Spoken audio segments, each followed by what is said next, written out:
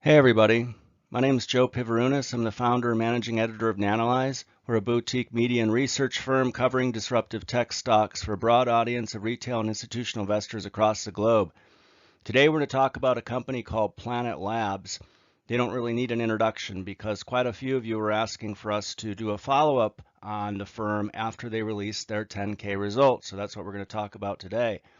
Title of the slide says After the Dust Settles, and what we're referring to there is the dramatic drop in share price that took place in December of last year, right about here. And we wrote this article, Why is Planet Labs stock falling like a rock? And talked about the reasons for that drop. And based on what we found, it seemed quite temporary. They had a contract with the government that had disappeared, and then they had some problems with a satellite thruster. And both of those issues seemed quite temporary, so we opened a position in the stock. And a lot of people that read the title of this video and watched it about halfway through thought that we were short or we didn't have a dog in the race. And if they would have paid attention towards the end, we said that we were in fact long. And those that did note that said, well, how can you be long and say negative things about a stock? And that's a strange way to approach it, because if you're long a stock, you should become even more critical of what they're doing. So today we're going to take a very critical look at Planet Labs 10K. We already know the bull thesis and how exciting the opportunity is, but we want to look for red flags. So when we last examined Planet Labs, there were some things that stood out. Firstly, we wanted to see customer concentration risk spelled out. So are there 5 customers that account for all of their revenues? Is a single customer generating more than 10% of revenues, etc.? There was another metric that wasn't provided that was gross retention rate. So we want to see how many customers are canceling.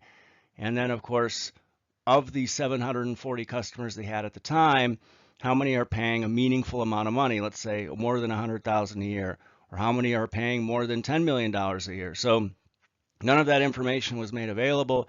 And we said we weren't going to be adding shares of this company until a normal SEC filing cadence has been established. Well, they've now published their 10K, so what we can do is mine that for insight. So when it comes to customer concentration risk, they talk about one customer accounting for 11% of revenue in fiscal 2022, and that can get confusing because, of course, we're still in 2022, but this firm uses fiscal, so it's just a little bit more confusing for everybody. But over the period between 2021 and 2022, you can see here that revenues for North America have been slipping, and that's rather odd. So what we can glean from this metric is that some customers they have may not be paying them as much from one year to the next. And one way to measure that is with a SaaS metric called net dollar retention rate.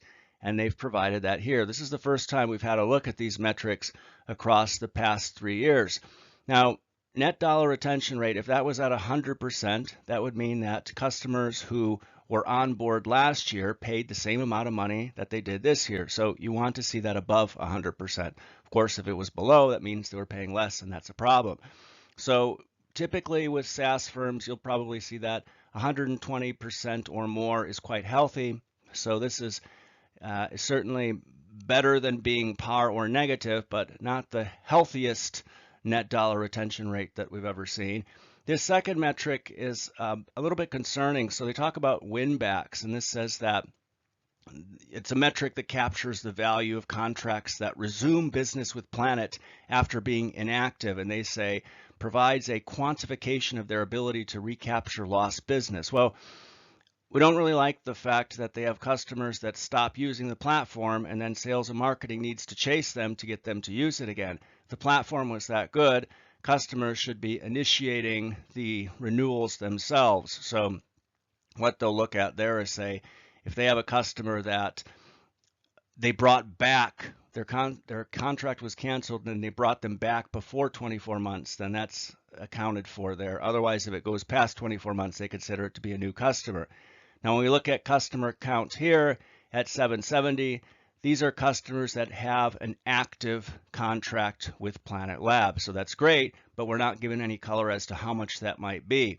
And then this next metric, recurring revenues, they tell us that 92% of revenues are from contracts with an average duration of 2 years. And then lastly, this capital expenditures as a percent of revenue, that's meant to show how they don't have to spend as much capital as other satellite firms do in order to produce their imagery. So when we start to look at customer type, we see that around 45% of their customers are commercial.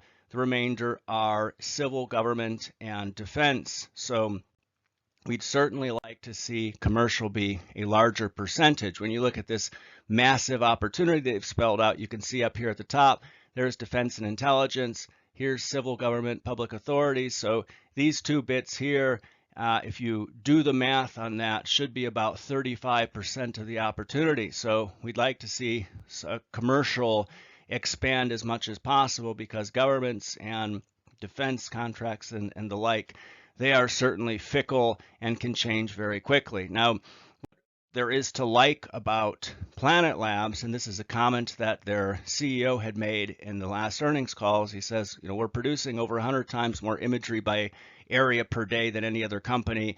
And then it's about 10 times all other companies combined. And we've heard that metric before, and it's quite compelling. Now, they also talk about making more investments in 2022, sales and marketing, software, data science, and their next generation high resolution fleet. Well, this is a firm that's already burned through over $700 million, so they shouldn't have to be building new things. There should be a platform there. They have 200 satellites in the air, a platform that generates revenue and that is a compelling sell for customers. So we'd like to see stronger revenue growth with what they have than the 16% they realized in fiscal 2022. Well, fortunately, we're going to get that. So they gave guidance for the next fiscal year, and they're expecting, you can see here, 170 million to 190 million. And if we look at the lower range, we look at that 170, then that's going to be about a 29% growth, which is great, right? That's quite strong growth. However, this 190 here, that's actually under the SPAC deck estimates, which we'll look at next. And you can see here that they had promised. So it's fairly close. Let's hope they hit just right above the top range of their guidance and then actually meet the SPAC deck estimates. That's something that we always look for. You can see that in fiscal 2022, they indeed beat their SPAC deck estimate. So that's great to see. Now, there are still a couple missing metrics that we're concerned with. Gross retention rate. A lot of SaaS companies don't show this. I don't know why. This shows the percentage of customers who renew their contracts year on year. That would be really interesting to see. And then we have this account contract value, or active contract value, actually, customer buckets. This shows, or annual contract value, third time's the charm, ACV of more than 50K, 100K, 500K, 1 million. So this is what that looks like.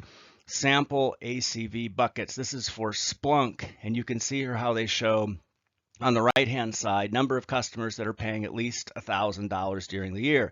And then on the left, you see customers with annual contract value greater than $1 million, and then they have a middle tier. I think it's greater than 100,000. And what you expect to see are these charts going up.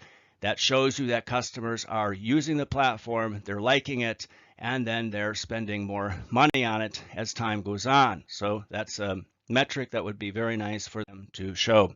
And then we have the simple valuation ratio.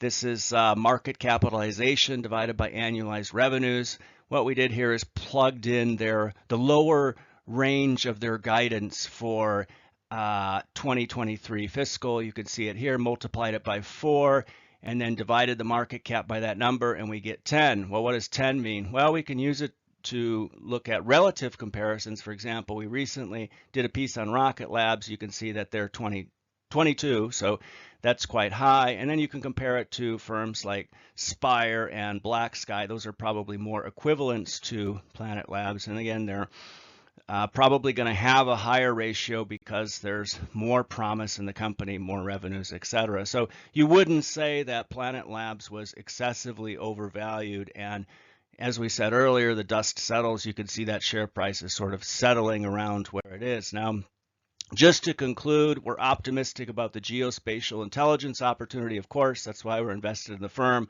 We want to invest in the leader. But we need to see that customers are willing to pay for this, aside from just kicking the tires, doing a few proofs of concept, and then being chased by the sales and marketing team to resubscribe. So we really want to see customers demanding to use the platform and saying, wow, this is the greatest thing since sliced bread. So we see Planet Labs in a leadership position, I think for a couple reasons. This agile aerospace business they have where they're able to quickly replace satellites, and this extensive historical data set that they're continuing to grow. And hopefully they will be the leader, and hopefully the TAM that they're throwing out there, excess of $100 billion opportunity that they claim, is indeed that big. So provided nothing major happens with this firm, we're going to let them execute throughout 2023, or let's say fiscal 2023, and then early next year, we'll come back around to see if they met the revenue guidance and just to check back in with the company. So please just post any questions, comments you have on the video. We'll answer them there. Please make sure to subscribe to our channels. We'll be putting out more videos about other firms and different technologies. Thank you very much for taking the time to watch this today.